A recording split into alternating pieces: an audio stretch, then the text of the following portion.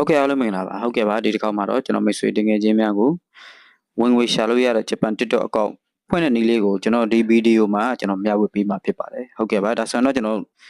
အကောင့်ဖွင့်မှာဖြစ်တဲ့အတွက်ကိုကျွန်တော် TikTok app ထဲကိုကျွန်တော်တွားပါမယ်ဒီညာဘက်အောက်ဆုံးက profile လေးကိုကျွန်တော်နှိပ်ပါမယ်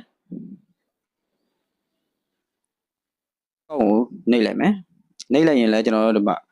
S အကောင့်ကိုကျွန်တော်နှိပ်ပါမယ်အပြီးတဲ့ခါကျရင်တော့ကျွန်တော်တို့ဒီအောက်မှာကျွန်တော် account located in Myanmar ဘာမှဖြစ်နေတာပေါ့နော်အဲ့ဒါကိုကျွန်တော်တို့ဂျပန် account ဖွင့်မှာဖြစ်တဲ့အတွက်ကိုကျွန်တော်တို့မြန်မာဘာမှကိုကျွန်တော်နှိပ်လိုက်မယ်ပြီးရင်ဒီမှာကျွန်တော်တို့ဒီမှာရှာပါမှာကျွန်တော်တို့ဂျပန်ဆိုပြီးမှကျွန်တော်ရိုက်ရှာလိုက်ပါမယ်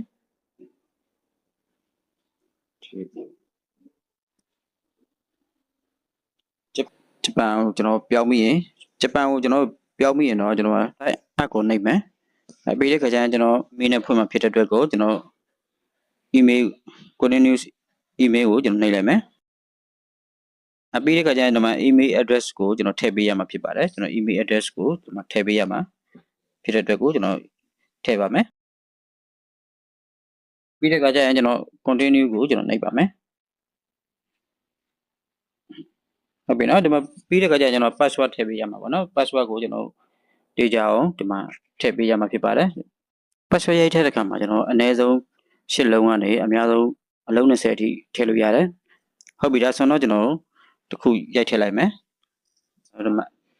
share တစ်ခုလောက်ကျွန်တော်ခံလိုက်မယ်ဟုတ်ပြီနော် password ကျွန်တော်အားလုံးပြီးသွားပြီဆိုရင်ကျွန်တော် continue ကိုကျွန်တော်နှိပ်ပါမယ်ဟုတ်ပြီနော်ဒီမှာကျတော့ birthday ပေါ့နော်ကျွန်တော်မွေးနေ့ကိုကျွန်တော် monetization ရှောက်တဲ့ခါကျရင်ကျွန်တော်ဒီမွေးနေ့ ID ဒီမှာဖြစ်တဲ့အတွက်ကိုမွေးနေ့အမှန်ကိုထည့်တာပို့အဆင်ပြေပါတယ်ဒါမွေးနေ့အမှန်ကိုကျွန်တော်ထည့်လိုက်မယ်ပြီးတဲ့ခါကျရင်ကျွန်တော် continue ကိုနှိပ်ပါမယ်ဒါကြကျွန်တော်ကျွန်တော်နာမည်ထည့်ပေးရမှာပေါ့နော်ကျွန်တော်နာမည်ကိုမိတ်ဆွေတို့ထည့်လိုက်ပါနာမည်ထည့်ပြီးတဲ့အခါကျရင်ကျွန်တော် continue ကိုကျွန်တော်ဆက်နှိပ်ပါမယ်ဒါဆိုတော့ကျွန်တော်ဒီမှာကျွန်တော်အကောင့်ဖွင့်လို့ရပြီပေါ့နော်ကျွန်တော်ဂျပန်အကောင့်ဟုတ်မဟုတ်ကိုကျွန်တော်တို့ဒီဘယ်ဘက်ပေါ်တောင်းကအမီတုံးချောင်းလေးကိုနှိပ်လိုက်မယ်အမီတုံးချောင်းနှိပ်ပြီးရင် setting and privacy ကိုနှိပ်မယ်ပြီးတဲ့အခါကျရင်အကောင့်ကိုတွားမယ်ပြီးတဲ့အခါကျရင်ကျွန်တော်အကောင့် information ကိုနှိပ်ပါမယ်ဟုတ်ပြီနော်ဒီမှာဂျပန် region အကောင့်ကျွန်တော်တို့ခုရရှိပြီဖြစ်ပါတယ်ဂျပန် region အကောင့်တစ်ခုရရှိပြီဖြစ်ပါတယ်